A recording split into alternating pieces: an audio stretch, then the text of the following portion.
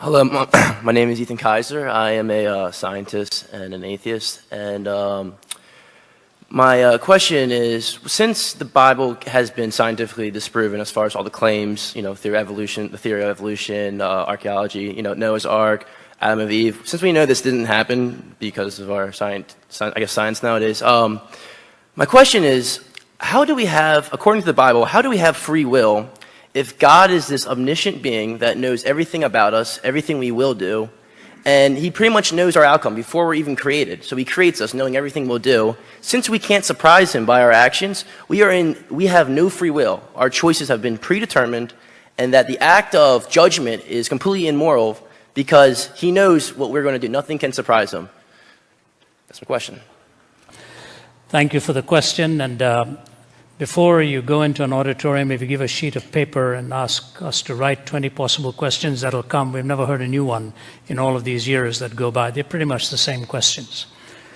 It's interesting that you began by saying, as an atheist, all of this has been disproved, and so you live with scientific materialism as your worldview. I studied under John Polkinghorne at Cambridge University. You probably know the name. One of the world's leading quantum physicists who came to exactly the opposite conclusion you did, while being the dean at Queen's College, Cambridge, as a quantum physicist, taking the same data you did. So obviously, for a man of his intellectual ability to come to a different conclusion, one would either have to say he's totally stupid to come to that conclusion, or else his empirical basis. Please don't keep shaking your head. Let me finish so that you can come and talk afterwards. So allow us to concentrate what we're saying here. I want to read for you what David Berlinski says about the scientific naturalistic worldview. Do you know who he is? No. One of the world's leading physicists who is an agnostic, borders on atheism, but took issue with Richard Dawkins's book, The God Delusion, and wrote a book called The Devil's Delusion. Here's what he said. Has anyone ever provided proof for God's inexistence? Not even close. Has quantum cosmology explained the emergence of the universe or why it is here? Not even close. Have the sciences explained why our universe seems to be fine-tuned to allow for the existence of life? Not even close. This is Berlinski talking. Are physicists and biologists willing to believe in anything as long as it is not religious thought? Close enough. Has rationalism and moral thought provided us with an understanding of what is good, what is right, and what is moral? Not close enough.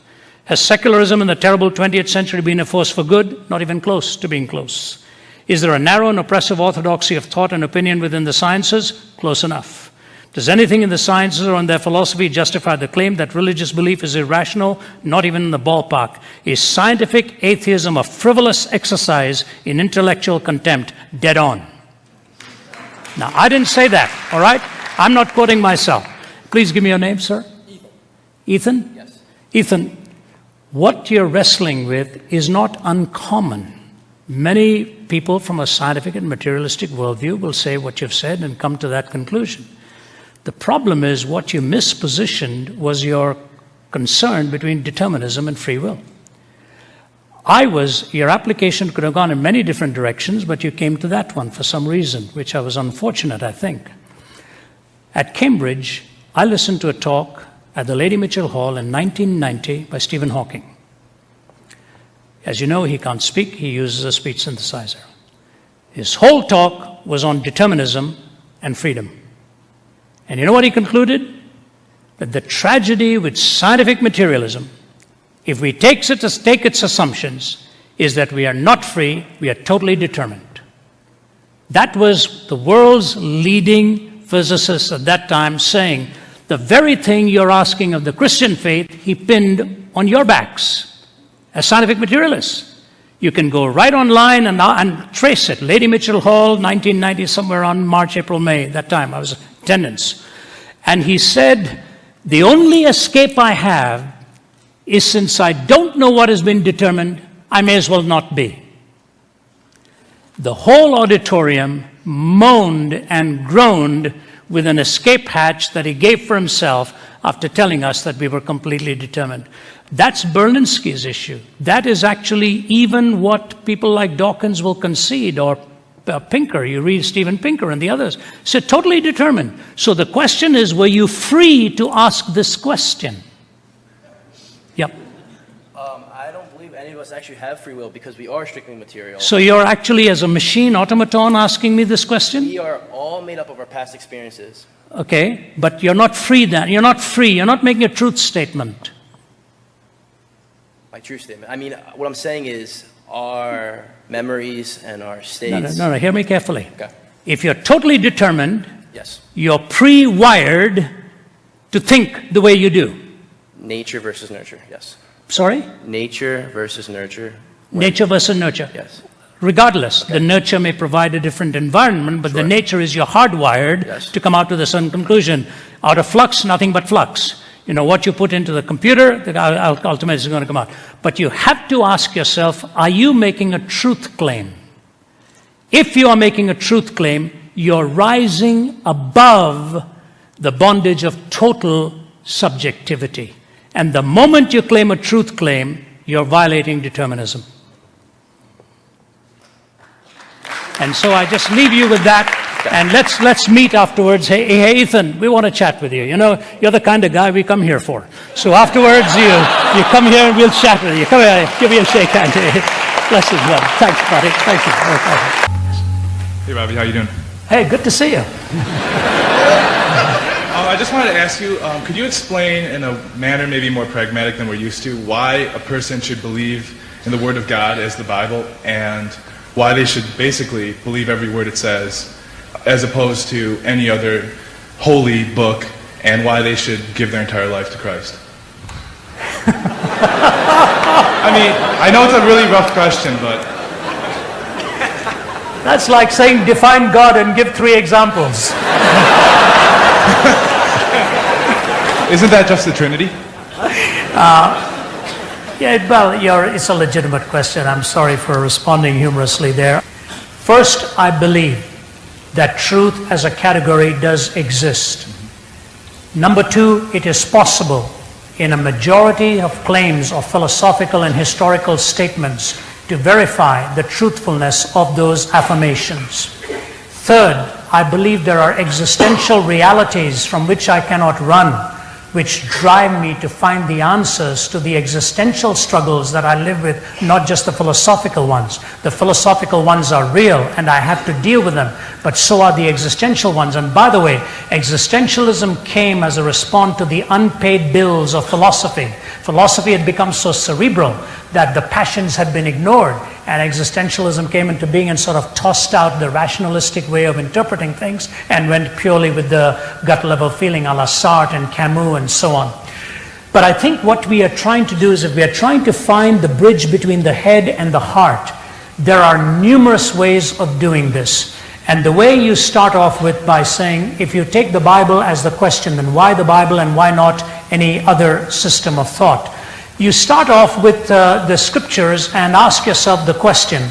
Here there are 66 books by nearly 40 different authors over 1,500 years. There are books on history, there are books on philosophical thinking, there are books on theological thinking and systematic thinking. Now, if the Bible made several assertions, one after another, that you found out to be false, either historically or philosophically or in the existential realm, you go further and further, and if you see that kind of systemic contradiction and failure, then you have reason to believe that I cannot really trust this document. It is not in keeping with the way I'm seeing history and reality. But when you look at the scriptures, and by the way, the Bible is a very distinctive piece of literature to any other religious piece of scripture. Any Muslim will tell you that his book, the Quran, is word for word perfect. It is a perfect revelation of Allah in the eye of the Muslim. They will affirm that again and again. That's why no translation of the Quran will ever do justice in their estimation of the Quran. It is the perfect expression of Allah Himself as dictated to Muhammad, who recited it. Now, the Bible, as we know it, does not affirm that verbal perfection. I actually have a great deal of difficulty with verbal perfection. Are we really saying that no one word would have been better than the other word in the volume of material?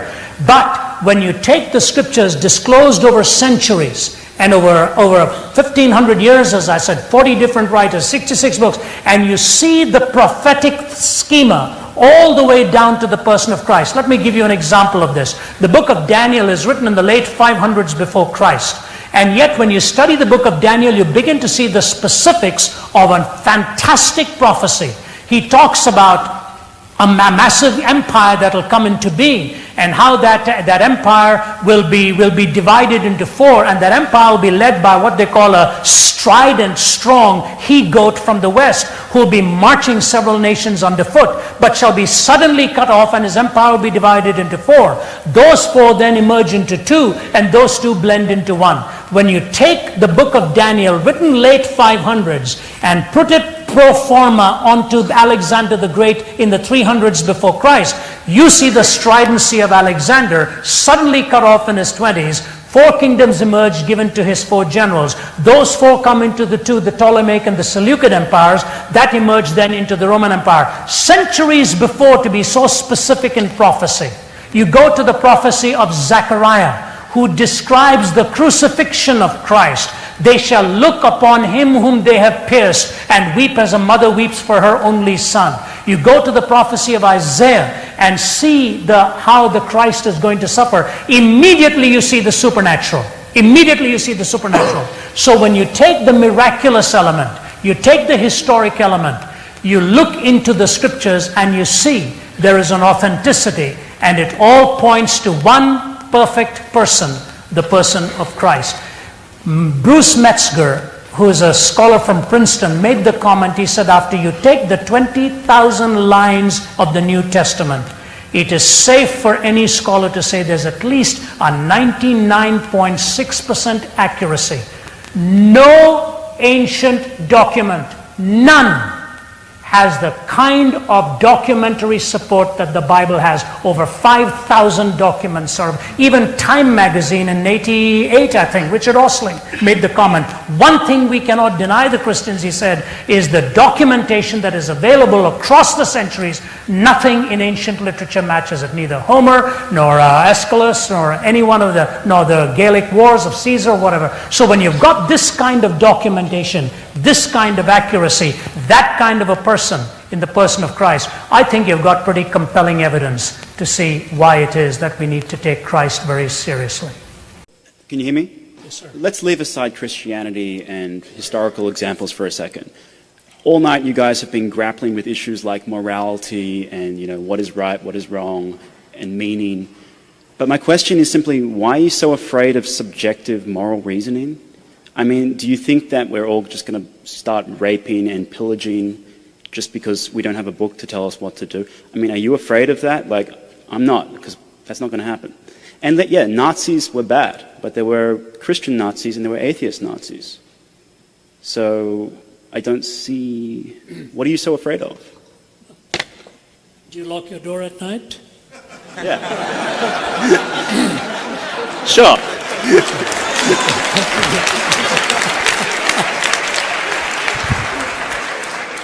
I hear what you're saying. It sounds very cavalier, though. My goodness. If we weren't afraid of all of this, we would not be in a national debt. The billions... China is secular. Sorry? China is secular. Sorry? China is secular. That's right. What does that mean? I mean, they're not raping and pillaging, and neither are we. Oh my, oh my, oh my, oh my. Oh my. Have you read what happened during the Red Guards Rebellion? Have you read what happened during the Boxer Rebellion? Do you know who has killed more people in the 20th century than China and Russia? 60 million apiece? Wow. It makes the Holocaust seem tame. The 20th century became the bloodiest century in history. And the reason it became the bloodiest century in history, I can see, is you could just see the weapons of our warfare were piling up and there was no guiding principle to take us anywhere. Now, in a perfect world, yes, we don't need to be afraid.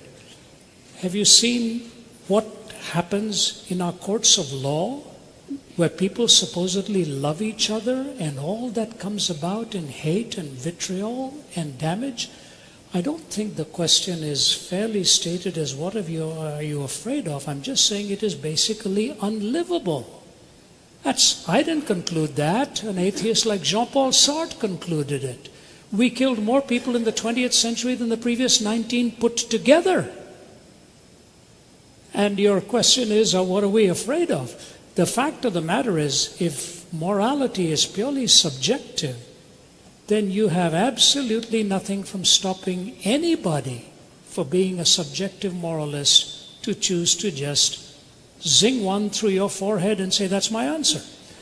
How do you stop that? Obviously, you don't believe that's the way it should be. No, neither do I. So it's not a case of what am I afraid of. It's a case of the fact that if you're willing to say to me that moral reasoning can be purely subjective, I just say to you, look out, you ain't seen nothing yet if everybody believed what you did. Funny, interesting, when I was in the Soviet Union, former Soviet Union, Stalin eliminated 15 million of his own people. 15 million of his own people. And at the Center for Geopolitical Strategy, they didn't want to even name his name and so on. His daughter, Svetlana, made the comment, it is quoted both by Malcolm Muggeridge in his writings and by historian Paul Johnson in Modern Times. Svetlana was standing by the bedside of her father before he died. She said the last thing he did was clench his fist toward the heavens one more time, put his head back on the pillow, and he was gone. This is his daughter raising the question, whatever got into my father to have that kind of hatred and hostility? And when 15 million were killed of his own people, it is interesting that the faculty members and the general who chatted with me there, my wife will tell you, sat around the table with tears in his eyes when he watched what had been done to his own country by his own leadership. So subjective morality would be very good if we all wanted to be nice people and live around each other without any fear of each other.